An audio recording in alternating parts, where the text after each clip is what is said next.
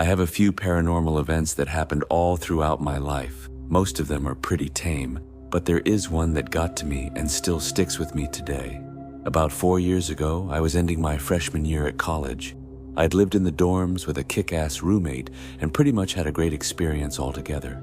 Towards the end of my last semester, something seemed different in my hall of the dorms. We were all still our lively selves, but just walking into the dorms would give you this massive feeling of dread. We all wrote it off as the stress of finals approaching, but it just felt off. Well, one night after studying, I decide to hit the shower so I can just wake up and make my way to class in a few hours. Before I keep going, I should go ahead and set the layout of our hall and the bathroom. Our hall was one of many halls on a single floor. Each hall had 4 rooms that accommodated 2 people each, or a single room for the RAs. The entrance to the halls were massive steel doors with a small window located at one end, and across from it was the bathroom. It seriously felt like a prison block rather than a living quarter for college students. As for the bathroom itself, when you walked in, you were immediately met with 2 sets of sinks, 2 sinks aside, on your left and right, with massive mirrors facing each other and creating that infinite loop of mirrors. Then past that, you had your 2 urinals and a toilet stall on your left, and 2 showers on your right. When facing the left set of sinks, you can clearly see into the showers from the mirror if the door is open, and in the right set of sinks, you can see the reflection of the shower. The door of the bathroom was identical to the entrance to the hall, a massive steel frame with a small window that didn't allow for much of a view, with good reason. The door was propped open with a giant wooden wedge that couldn't be moved unless you were really trying to close that door. So back to the story. I'm all alone in the bathroom gearing up to go shower. I throw my change of clothes on the right side sink so that way I can reach around the stall and grab them. Once I set my stuff down, I happen to look up into the mirror and I can see in the distance something almost shimmering inside the shower stall. As I look at it, I notice that it slowly gets closer, like it's jumping from the furthermost layer to the next layer closer. I'm kind of unsettled, but I don't think much of it other than me coming down off of a massive Red Bull, Adderall, and caffeine kick. But it starts transitioning faster. As it gets closer, I can start making out details, but nothing vivid or striking. It's just a dark mass that looks like it's covered in hair. At this point, I'm freaking out hardcore since this thing is getting closer in the mirror and I'm pretty much frozen to this one spot. As it gets to the 4th layer, I get the closest look at this thing I'll ever get, and I regret every minute of it. It wasn't hair, but some kind of long, flowing veil. You could see through it partially, but from the torso down, it was just solid black. And the face, I can't describe it. It was clearly human, but at the same time, it was so far removed. There were eyes. They were black, but definitely glowing somehow. I only saw this for maybe a second at the most, but it's burned into my mind forever. Then the lights cut out and I hear the door slam. It's pitch black in the bathroom, so I can't see this thing anymore. I go to open the door, but it won't budge. And then this intense smell of blood hits me out of nowhere, and that's all I remember. I woke up later in the hospital. From what my RA claims, he was on his way to go use the bathroom sometime after this happened, where he found me in the shower stall with my shirt covered in blood from a massive nosebleed. He tried asking me what happened, and according to him, all I could respond with was, "It saw me," and I start freaking out.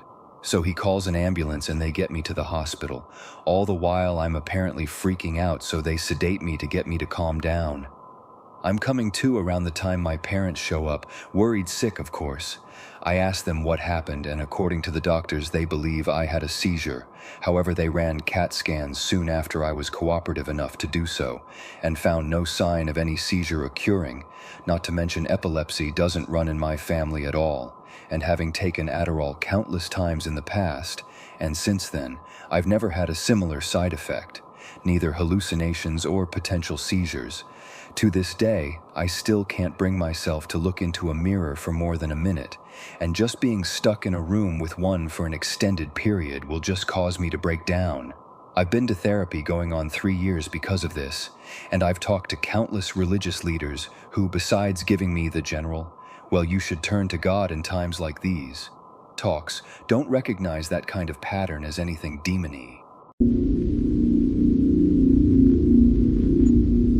This is the late 80s to early 90s. I was around 6 to 7 years old.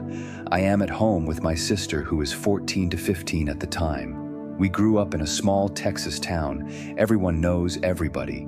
We are home alone this particular night, and my folks let my sister babysit me frequently. We always got along due to our age gap. Anyway, it is about 8 p.m. in the winter. Deserts get pretty damn cold, so it is dark, and we are in the common room since that is where the TV was. Watching 60 Minutes or 48 Hours or Hard Copy or some shit, those one-hour news pieces on CBS that chronicle large crimes in depth, trafficking, murders, kidnappings, and the like. Basically, a gritty Lifetime special. This one was a typical story. Guy next door that was quiet went on a rampage in his next-door neighbor's house, mutilating them and kidnapping their young daughter. Well, the thing about our house common room is the door leading to the backyard was a large glass door on a wall of floor-to-ceiling windows. Nothing but blackness beyond it unless you have the back light on. We did not. The front door is on the other side of the room with a small entryway. This is a solid door, so you cannot see what is beyond it, with a glass storm door on the outside of it. About 45 minutes into the show, they are talking about the ongoing manhunt for this crazy guy, and bam, bam, bam, front door bangs like crazy. We jump the fuck up and scream like banshees. Dead silence now. The only lights on in the house are the kitchen down the hall from the common room we were in, and the light from the TV. We start thinking something on the porch. We had some planters and a rocking chair out there, had simply blown against the door. This was West Texas. Crazy strong winds out that way. Well, a minute or two of silence and us holding each other, post-adrenaline overdose passes. Just when we are about to declare everything is safe, we hear the storm door on the outside of our front door close. Fuck. Someone had to have opened that door to be able to bang on the front door like that. Shit, shit, shit. We are both frozen in the middle of the room on the floor where we had been watching TV. My sister crawls over to the TV and turns it off. It was an old TV, so you had to turn that metal dial to switch it off, which it does with a mildly loud thunk. Now it is just us in a room dimly lit by the kitchen light down the hall. I do not remember how much time passed with my frozen and my sister still crouched by the now off TV, but we kept making eye contact, then looking at the front door. I remember this part vividly. I am on my knees, sitting on my feet, and I turn around to look at the back wall of windows and glass door. We hear, and I see the back door knob turn. It was locked on the knob, but not deadbolted. It rattles slightly, as if someone is gently trying the handle. Neither of us make a sound, just held breath. Then bam, bam, bam, bam, loud. As all hell, someone is trying to force the door open, just jerking it back and forth. The whole wall of windows is vibrating violently, and I can see with each jerk of the door how my slight reflection gets fuzzy, then clear, then fuzzy. My sister flips her shit and screams bloody murder. I am still frozen on the floor. She gets up and basically drags me into her bedroom, slams the door, throws her mattress and anything she can in front of her door. Thankfully, she had remembered the phone, one of those ungodly heavy beige plastic long metal antenna portable phones. We still had to direct dial the sheriff there, and in her panic didn't remember the number. She just hit redial on the phone. It was one of her friends, and she tells them in broken gasps that someone is trying to get into our house and needs to get there right fucking now. The profanity sticks out here more than anything else. Who knows? Young brain. I am curled up on the floor and cannot stop shaking. We don't hear anything else until we see the headlights of my sister's friend and her parents driving up to the house. We never did find out who was at the door or why. There were no signs of anything happening but a couple of scuff marks on the bottom of the back door that we could not remember if they were there beforehand or not. Nothing like that has happened to me or her since, but for damn sure we never forget to lock a door after that. It didn't actually happen to me, but it happened to my mom when she was a teenager. My mom now is in her mid-60s. She's not an overly religious woman. She doesn't read the Bible regularly, rarely goes to church, but she prays every night because that is what gives her comfort. I'll have to side note this because I watched normal horror movies with her every so often. Nothing too crazy or gory, but spooky, if you will. Well, I asked her if she wanted to watch The Exorcist, and she flat out 100% refused. She said there is absolutely no way she will ever watch anything related to possession or exorcisms. Well, this was curious. So the movie Constantine comes out and I show her the trailer asking her if she wants to watch it. She sees the girl near the beginning climbing the ceiling and just refuses again. I should also note, my mother will refuse and kick you out of her house if you even think about bringing a Ouija board into the house. She'll yell, scream, and cuss until you drop the subject, and that's that. This is important. All right, so that little backstory is out of the way. I ended up asking her why exactly she refuses to watch those sorts of movies. Well, she tells me when she was a teenager, at a sleepover at a friend's house, they were up playing games, the parents watching TV. Her friends and herself are on the floor playing a board game, a game my mom has never played before. Well, come to find out it's a Ouija board and she doesn't know what it does. Well, they start asking a bunch of questions. They end up finding out there is a spirit in the house, so they ask it to show itself. Nothing happens, they demand it to show itself. This was her first indication something wasn't right, because the lights all around the house, every single room went out immediately, including the TV, and then snapped right back on. Spooky, huh? Nah, just a fluke. They ask the next question, who are you? The piece moves round the board in big circles with their hands on it and stops at the letter D, moves to the letter E, then to the letter V, I, L. Wow, someone must be messing with it. This can't be real. So they ask, if you are the devil, then show yourself. Nothing happens for a while, and then suddenly the TV goes out. Well, in the reflection on the TV sitting in the living room next to them, my mom and her friends, even her parents could make out the shape of something terrifying just sitting there, next to them. The house got extremely cold. Suddenly, loud noises could be heard in the kitchen, stuff flying off the top of the refrigerator and cupboards opening and closing. They immediately stop the game, close it up, and throw it in the trash, never to play one again. Later that night, my mom is sound asleep and is awoken by something loud and clanging on the roof. She listens intently and she can hear what sounds like chains and dogs up on the roof. Well, that's not possible. It must be outside somewhere. She wakes up the next morning and goes and talks to her friend's parents, asks them if any of their neighbors have any dogs. They tell her no, and they tell her they also heard the dogs in chains up on the roof last night. So that's the story of why my mom refuses to watch anything that involves exorcisms. She truly believes that the devil was there with them that night, sitting next to them. And the messed up thing is, every time she tells me that story, I get this cold shiver down my spine that there is no way she would be making this up. In high school, I had a good friend named Steve. One day freshman year, 2007-ish, he told my group of friends about an odd turn of events that happened to his brother, Tim, a couple years prior. Tim went to college somewhere in New Hampshire. One night around 2 a.m., Tim and his good friend decided they needed Dunkin' Donuts, even though the nearest Dunkin' Donuts was across state lines. I don't know much about New Hampshire's geography, but I'm told this trek involved going through a narrow highway that takes them through some woods. On the way back from Dunkin' Donuts, a mysterious car pulled in front of them on the highway. It was a red compact car with the markings scratched off, and its only defining feature was its license plate that had a black O and a green M, who will henceforth be known just as OM. Around this time, Tim describes weird coincidences happening, like his phone losing service and the jazz station playing Smells Like Teen Spirit. But I'll admit it, those could have just been weird coincidences. At this time, Tim and his friend were sensing some bad juju from this guy, so Tim let his foot off the gas and was happy to just let OM go off on his way. But OM wasn't done with them. As soon as Tim slowed down, OM did the same.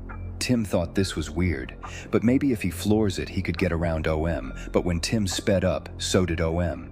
Tim and co were freaking out at this point and had no idea what they were dealing with, but they saw a curve in the road up ahead. They saw OM go around it and they decided to just stop. Their adrenaline was pumping and they weren't sure how long they sat there, but after what felt like 20 minutes, they worked up the courage to continue on their way. Maybe OM would have mercy on them? But as soon as they got around the corner, OM was there, the exact same distance as they last saw him, matching their speed. OM clearly was without mercy. Tim and his friend were rightfully scared for their lives and relented to just going forward and hoping they could get out of this alive. Eventually, there was a fork in the highway. One led towards the college town while the other led further into the woods. Our heroes went home while OM ventured into the unknown. Tim never saw OM again. Epilogue 1. So I was told this story my freshman year and was convinced it didn't happen, and even my buddy Steve wasn't exactly sure of its veracity. But around 2008 to 2009, I was listening to the local talk radio station while doing homework and heard a news bulletin. There was a murder in a neighboring county the previous night, and the sole witness saw a car leaving the scene of the crime. She described it as a red compact car with a license plate that had a black O and a green M. I nearly shit myself. I'm in suburban Orange County, California. What the fuck is OM doing all the way over here? Maybe I was just hearing things. I ran into Steve the next day at school and he heard the same report. We learned two things. 1, neither of were crazy, and 2, that OM was fucking real. Epilogue 2. This previous May, my friend Blake was on his way home from dropping off his girlfriend around 2 a.m. For some reason, he decided to take a highway that leads through a canyon home. While driving along, a car pulls in front of him. It's a red compact car with a license plate that has a black O and green M. Blake was familiar with the stories and became rightfully scared and fell as far behind OM as OM let him. When they reached near the end of the canyon, OM did a U-turn and went back while Blake continued home to change his pants and sleep. That is all I know about OM. I'm thoroughly convinced he's a cross-country serial killer who crosses state lines to confuse the police, but I admit it's only conjecture. When I was about 8 or 9, my family lived in a house in a little hidden neighborhood on a cul-de-sac. It had a huge backyard, but there was a rusted-out trailer, the flat kind you use to tow dirt bikes and whatnot, in one corner of the yard. That area of the yard always gave us the creeps, so we never went over there. Neither did our dog. My 2 younger sisters shared a room, but they would come to sleep in my room every once in a while because they said there were weird lights in their room. My parents passed it off as the streetlights bothering them. One night, I woke up to this weird feeling of anger. It was like when you're standing next to someone that is murderously pissed at you. There was a shape of a person standing in the doorway and a single red glowing light, like the cherry of a cigarette. Both my parents smoke, so I thought it was one of them. I sat up and said, "Mom? Dad?" But there was no response, and then the figure and the red light were gone. I pulled the covers over my head as quickly as possible and made myself into a tight little ball. Then there was a tug at the blankets at the bottom of the bed. I pulled the blankets back and there was another tug. I was terrified and unable to move, so I just held on to the blankets as hard as I could. The tugging stopped, but I was frozen with fear. Eventually, I fell asleep again. When I asked my parents about it in the morning, both of them said they were asleep the entire night, and it must have just been a nightmare. Fast forward some 20 years. I used to have nightmares about the house, but especially the corner of the garage-turned den, which looked like a black hole in my dreams. It was a 1-story house, but I used to have dreams of running downstairs into the den where I knew, if I went close to the black hole, that something evil would get me. I also had dreams about other houses in the neighborhood being evil, and if I went to them for help, that I would die. My younger sister and I were talking about the house with our mom one night, and she described having almost the exact same nightmares, but we had never spoken about it before. In her dreams, she would run down the stairs into the kitchen where the cupboards would be opening and closing by themselves. There would also be a man standing in the den near where I would see the black hole. Needless to say, all 3 of us were pretty creeped out. I've been by the house a few times and still get this eerie feeling when I come into the neighborhood. Maybe it was built on an Indian burial ground. About 15 years ago, I was working at a smallish company. They had about 75 employees.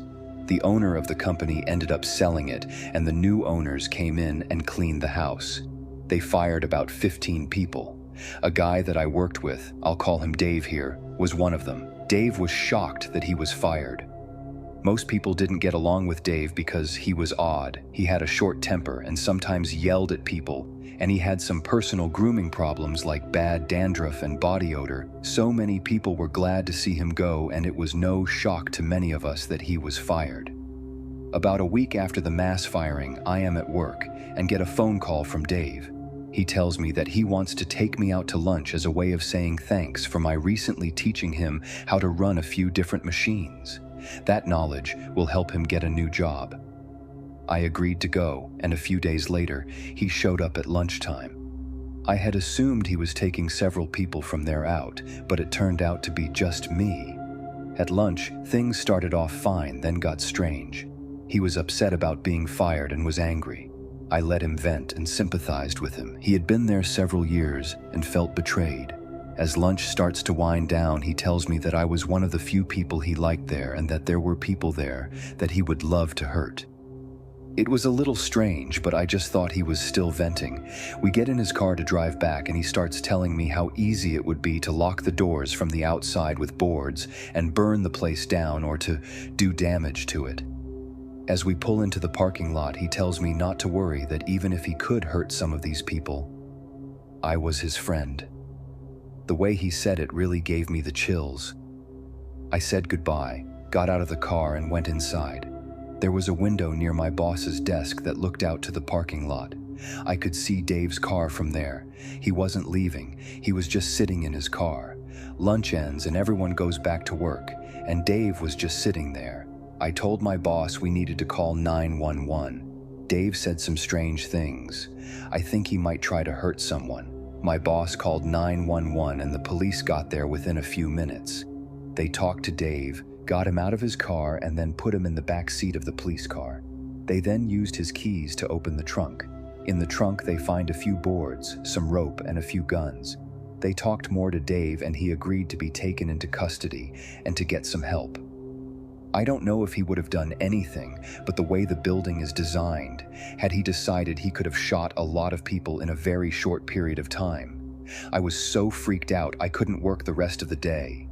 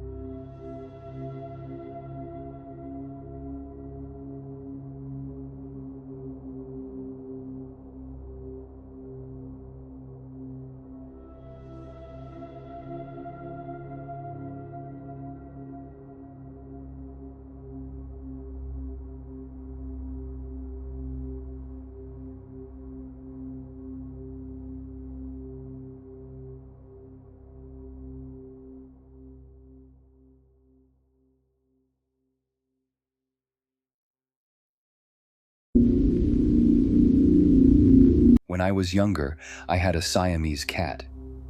I absolutely adored him, and he loved me. I was homeschooled at first, and he would always sit on my lap while I did my assignments.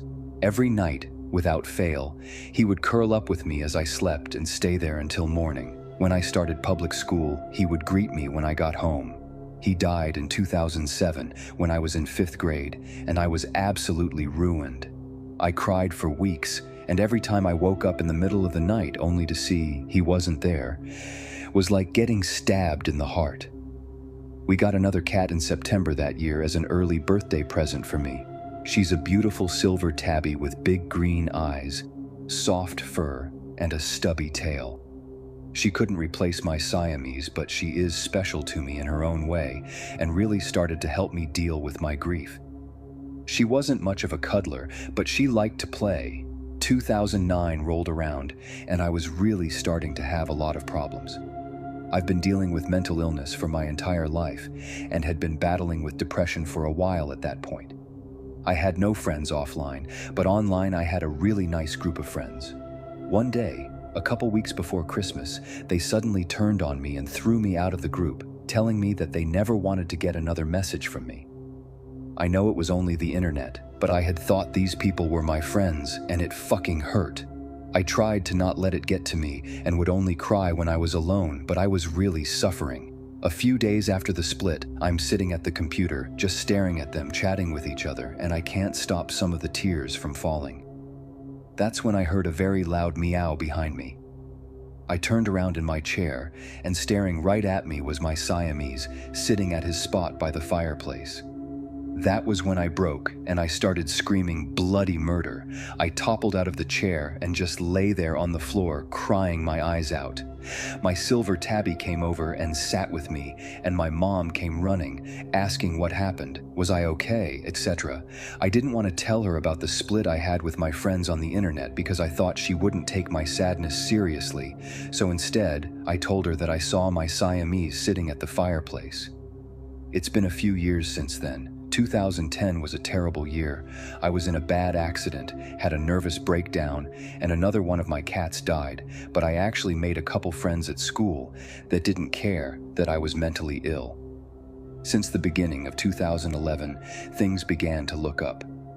We adopted a little kitten at the end of 2010, and he's one of the best things in my life. I have a bunch of friends both online and off. I'm doing well in school and I turned 18 last month, but to this day, whenever I start to get upset, I start seeing my Siamese wandering around my house, sitting by the fireplace or curled up in my bed. It doesn't freak me out as much anymore. Back in high school, I was part of our school's cheer squad. During the summer before the new school year started, we'd all go to cheer camp. This one was held over a few days at a local university and learn some new routines or stunts and compete with other cheer teams. Now, I really wasn't a typical cheerleader. I liked my space and didn't get rowdy with the others during our off time. I preferred to read or listen to music by myself in a room I shared with two other girls. During these down times, all the other girls were always across the hall listening to music and going nuts. They always did this with their door open, so I kept mine closed so I could have some peace. I was laying on my stomach in front of my boombox with my head facing away from the dorm door. All of a sudden, I hear a female whisper, "Turn around." I turn around and no one is there. I go back to what I was doing, and again, I hear someone say, "Turn around." I figure I'm hearing voices carry over from the hallway, as the voice did sound like one of the girls on my team. I open the door to have a look outside, and surprisingly, the hall is empty and the door across the way is shut. Couldn't have been her. Again, I go back to what I was doing. This time, when I heard the voice say, "Turn around again," it was followed by two hard taps on my right shoulder. Oh, hell no. I get up, look around. There is no one in the room. I went to look in the closet that was closest to where the dorm door was. It was a shared closet that led to the next room that was occupied by our coach. No one was there either. I figure, fuck that. I'm not staying in this room alone, so I go across the hall into the other room. Everyone is busy doing their thing. I tell my friend about it, who is really into ghosts, and she keeps telling me to tell everyone about it, but I choose not to.